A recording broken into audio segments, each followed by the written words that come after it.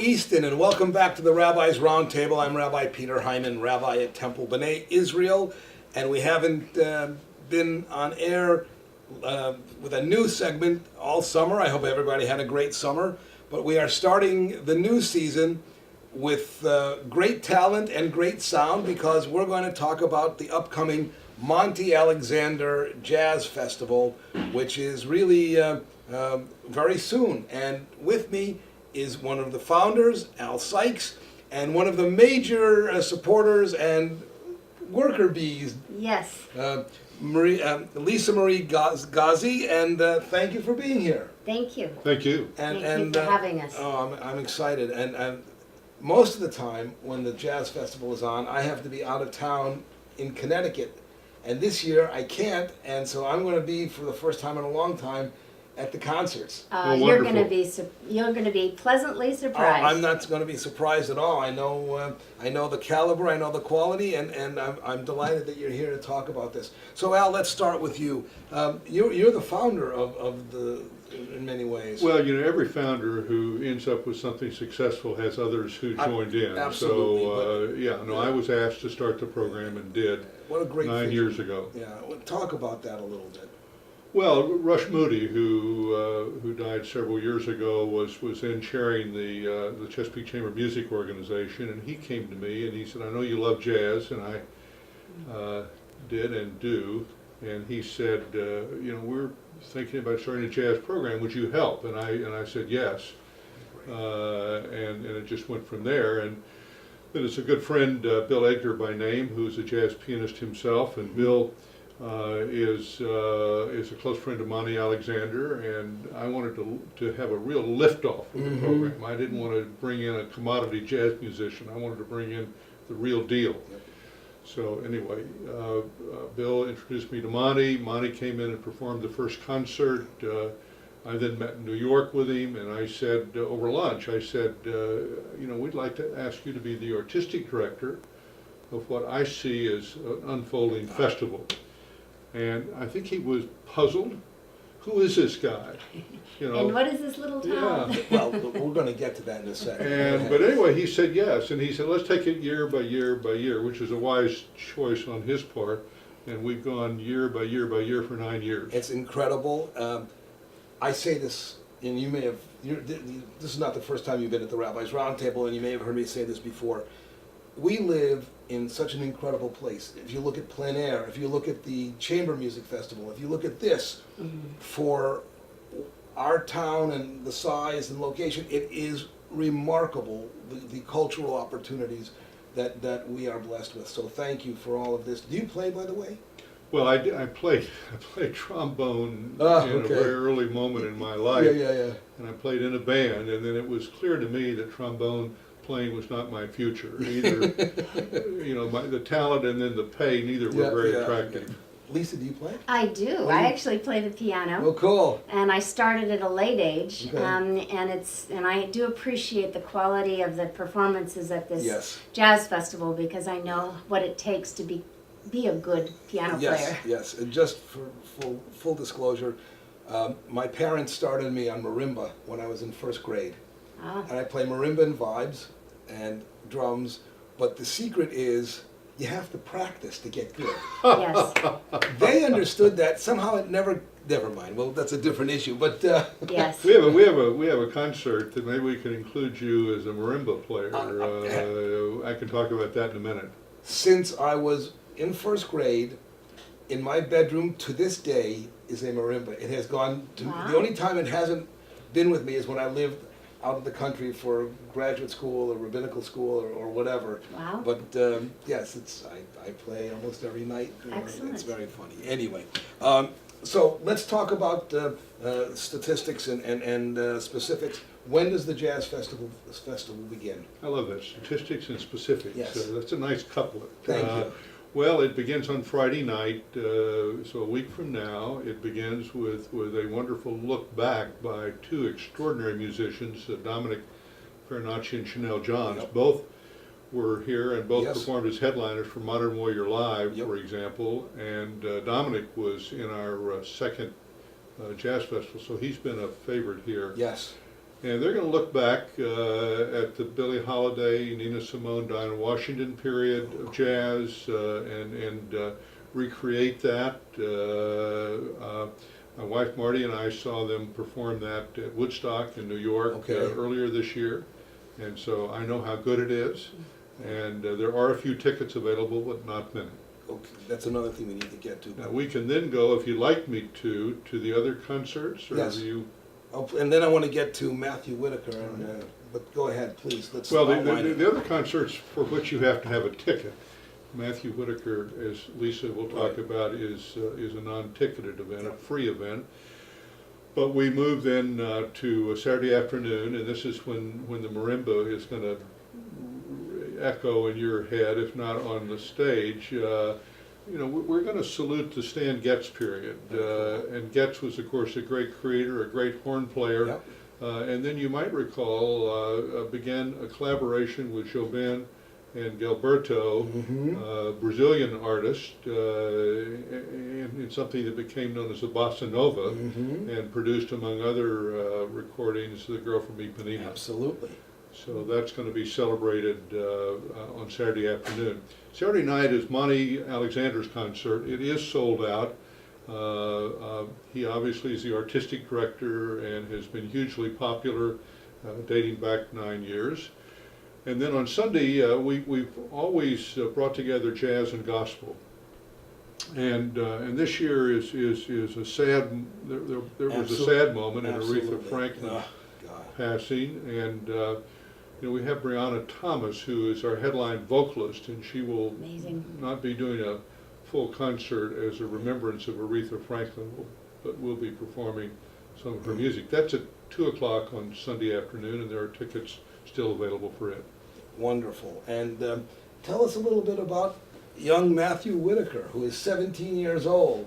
Well, I've actually not seen him perform, but when I first looked at his YouTubes, I looked at his website, I was just amazed at this young man who actually has been performing for 10 years himself. He started performing on the real center stage when he was 8 years old.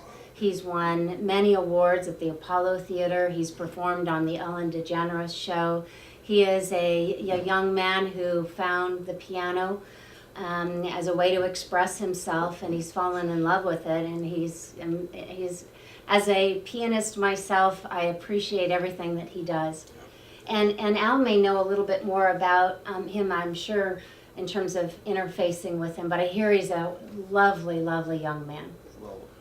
Well, I think one of the gifts and one of the lessons, and I'll take it both ways, of Matthew is that when he was asked why he ended up performing jazz, obviously a gifted pianist, he said, because it gave me a chance at self-expression. Yes, yes. And that's one of the secrets of jazz. It's not just playing music that somebody else has written. Right, right. You know, you can write your own music. Certainly the genre is wide enough for music to be composed. And then you can, of course, take something, say, out of the American Songbook and go off with a quite impressionistic riff on "Come Fly with Me," just to pick a piece of music. And so he's good at that, and he's also good at sort of causing you to have a bit of a vision of Stevie Wonder, who was not generally thought of as a jazz musician. Stevie performed some jazz, but he, you know, not just because he shared being born blind, but because he really does have the same kind of talent that Stevie Wonder has. Wow. So when you guys go to choose artists, what are the criteria? What are you looking for to bring people down here for this? Entertainment, in a word. You know, Monty Alexander is you know, actively work with him in choosing the talent, and you know, he plays a joyous kind of jazz. You know, he. You know, we've talked about a few artists that yeah, I know for sure, very animated. But we've talked about a few artists that play very abstract music, and he calls it cats playing for cats. And you know, that's funny. These are cats on the stage, but they're playing for the audience. Yeah, yeah. And we've built up now a real close relationship not just with Monty, but with a number of performers. That's terrific. Dominic Chuck Red, and- for example, Dominic Yeah. Farinacci, Yeah. Joe Alterman, and a number of performers who both play here, but help us reach out and form even a wider network of artists. And Monty is fully supportive, and he's, as you said, he's the chairman, isn't he? The head of, Well, Artistic director? I don't think he would probably accept the word chairman. Artistic director is Right, probably right, right, a right. better word. Yeah, no, I've been on the phone with him twice in the last 72 hours. So yeah, no, he's quite engaged. no, that's terrific. Matthew Whitaker, I want to go back to him. Uh-huh. He's from where? Do we know? He's from New York. New York. Yep. Yes, and he's actually been, he started performing mostly in New York City, but he has gone everywhere. He, if you go back to his website, which is just matthewwhitaker.net, you can see, even in 2018, he's probably been to 25, 30 different cities, not only in the United States, but all over the world. He's been to Japan, to Indonesia, to basically all over Europe, Italy, France. Gosh, you name it. He's been there. How wonderful. And by the way, have you ever been to Japan? Yes. I only at the airport, actually. American jazz is huge Hot in in Japan. Japan. Hot actually throughout Asia. Yes. I mean, it's hot in Yes. South Korea as Yes, well. yes, I know that. Have been both places, and recently in Japan, and every little family-type restaurant bar had a jazz group playing, and they were pretty good. So this There's some good jazz pianists, Japanese or Japanese-American jazz pianists here. And you know, I don't know, well, Grace Kelly, who performed here for the second and the third festival, is Korean-American. So again, you know, that Asian influence. But I'd like to go briefly back to Matthew Whitaker. Sure. As Lisa indicates, it's a free concert. I call it the community concert. Right. We started the community concerts over in Thompson Park, and then we had to move them inside because they got big, and we needed, on one Labor Day weekend, if I recall, we needed to come inside because it was raining. And so it's grown and grown and grown, and this year is the first year of what we hope will now become a regular part of our festival, which is the New Artist Showcase. Oh, terrific. So Matthew is the first to perform here for the New Artist Showcase, and that's underwritten by Artistic Insights. Oh, that's I terrific. want to thank again Artistic Insights Yes, for yes. that support. Which means it's a no ticket necessary concert. No ticket Correct. necessary. That's And one of the reasons that really excited me is because I saw this as a way for children actually to invite their parents to the concert. Yep. I have been to many events at the Avalon, many across Sure. the years, and whenever I see an empty seat and I see how phenomenal the performance is, I'm like, oh, that empty seat, it went to waste. Right. And when I heard Matthew Whitaker, I was thinking, oh my goodness, if we could fill every seat in this house, it would be, he inspires anybody, young and old, who listens to him. And if there's an empty seat, I'll be disappointed because it'll be one more child that's not getting that experience to Matthew. And so, One practical question. How do people find out? And where can they go? I may maybe too late to get tickets in general, but I mean, there are 2 or 3 ways to get there on the web, on the internet. but for the free concert, Oh, for the free concert? there's no, No tickets. yeah, We show up That's right. 11 o'clock, but if I were to suggest, it would be, yeah, come on, 10:30. I would show up Yeah. early because you Okay. want a seat. Now, every seat in the Avalon is a good seat. yes, We love our theater at the we Avalon. do indeed. But I would highly recommend getting there early because you don't want to be disappointed. And we have been working with a number of different groups across the county to encourage young kids to get out there and ask their parents. Oh, excellent. Because this is a wonderful experience for a child to share with his or her parents. And so, you know, I think that maybe not the little ones, but a child in first, second grade would be a young, Any musician starting? and any musician, oh yes, and may I say something about that? Yes. We have a little kind of a fun perk that a local, is that okay? Yes, go ahead. I was going to get that, but go ahead. Okay. Yes. That a local piano teacher has been so wonderful to offer to give free piano lessons for a 6-week period. So it would be 6 weeks of piano, and the child needs to fill out an application. And then myself and one other person will review that and select one child to get these free piano lessons. That is so wonderful. What a gracious and kind thing to do, and how insightful. You never know when you're going to discover somebody. You never know, and you know, I kind of dig deep into my childhood. I had wanted piano lessons really for decades, for 20 years, and finally my parents were able to afford it when I was 20 years old. But I had always wanted piano lessons when I was 5, 6 years old, because my aunt had a beautiful grand piano in her living room, and I was like, I want to be able to play it. So I thought, you know, Matthew's going to be inspiring young people, and this piano teacher was so gracious to offer this. Yep. And just to be specific, Matthew's concert is scheduled for Saturday, September 1st at at 11 p.m. and 8 11 a.m. a.m. I'm sorry, what did I say? No, sorry. Let me do this again. Saturday, September 1st at 11 a.m.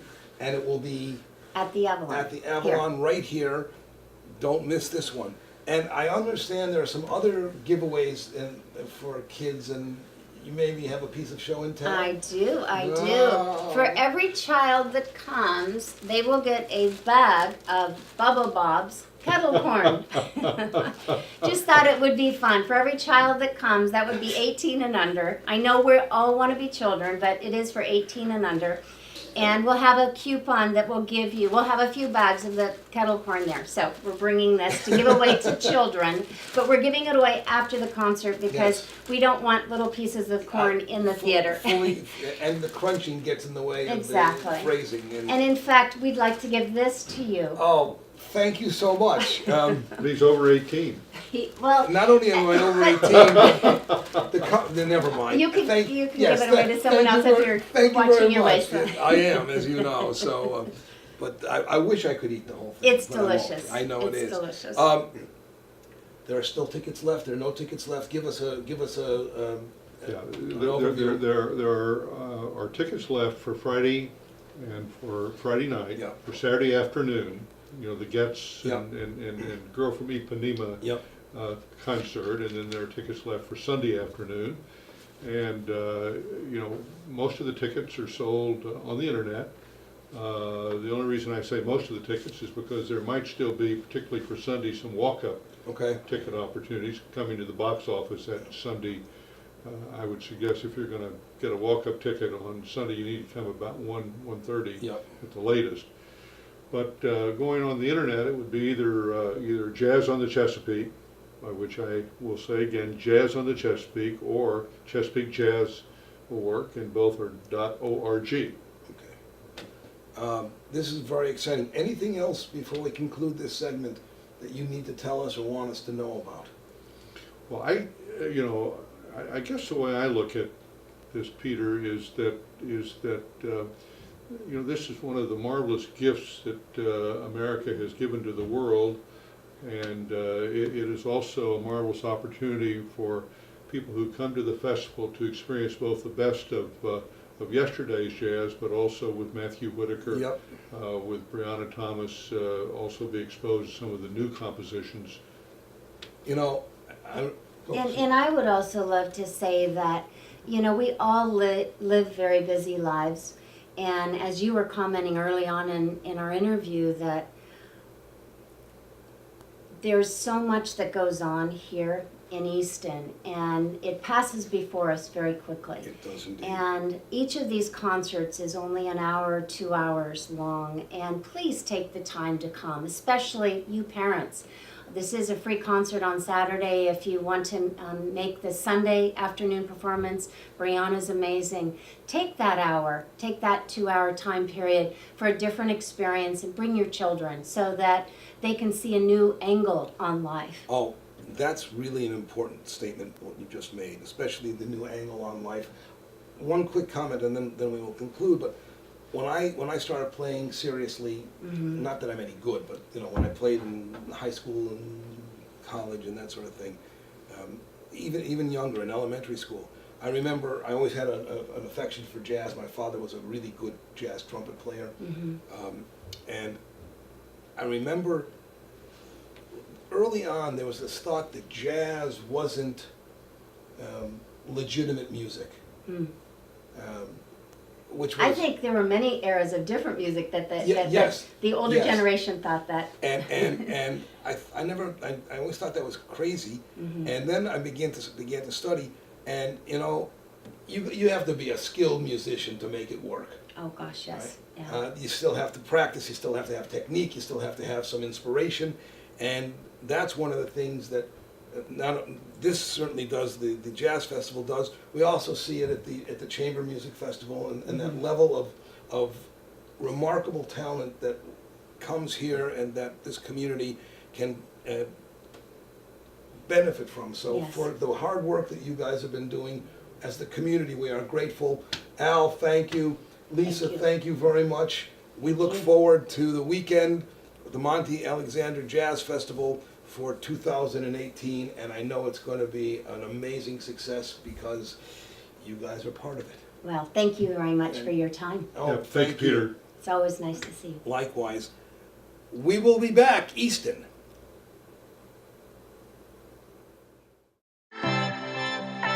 Did you know? MCTV programming is available online. Find our shows like Rabbi's Roundtable, Carlisle's Chesapeake, The Shameless Picture Show, Conversations with Sherry, and the Avalon Theater Presents at youtube.com/Midshore Community Television. And we are back, and you are seated at the Rabbi's Roundtable. I'm Rabbi Peter Hyman, Rabbi at Temple B'nai Israel. Just want to inform the community about an interesting movie that we are sponsoring at Temple. It's called Reinventing Power, America's Renewable Energy Boom.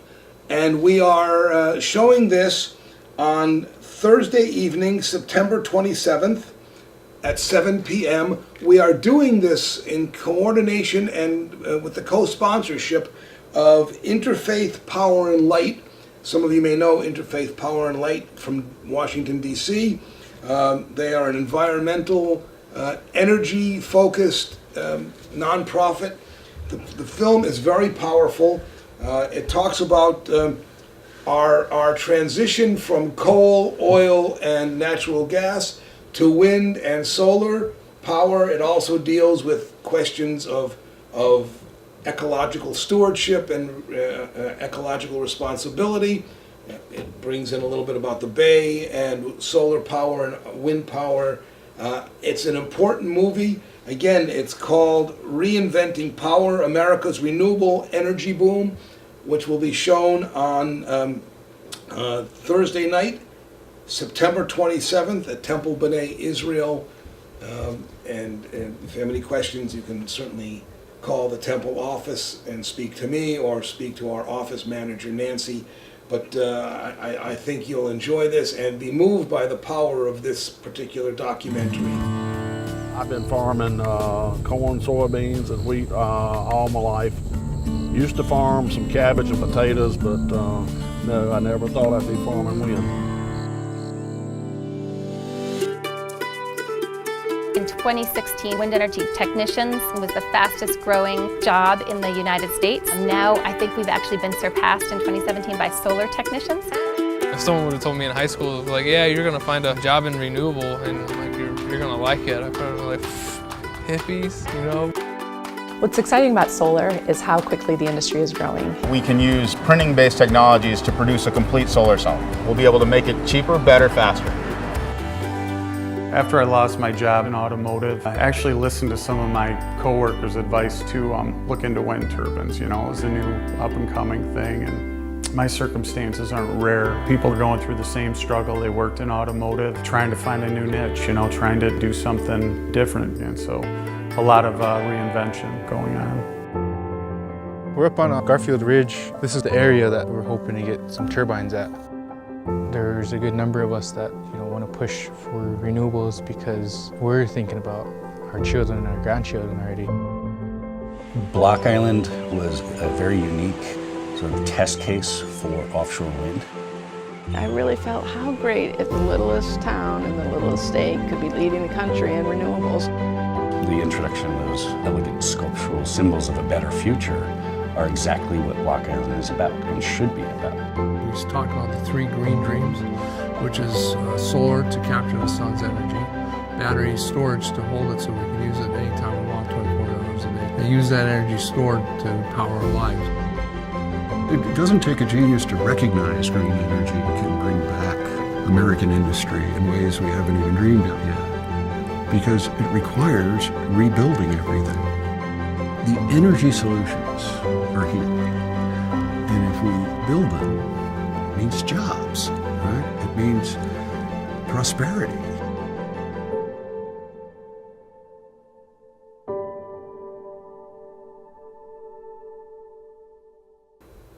I'm glad to be back at the Rabbi's Roundtable after a summer break.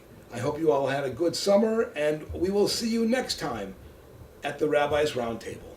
Take care, Easton.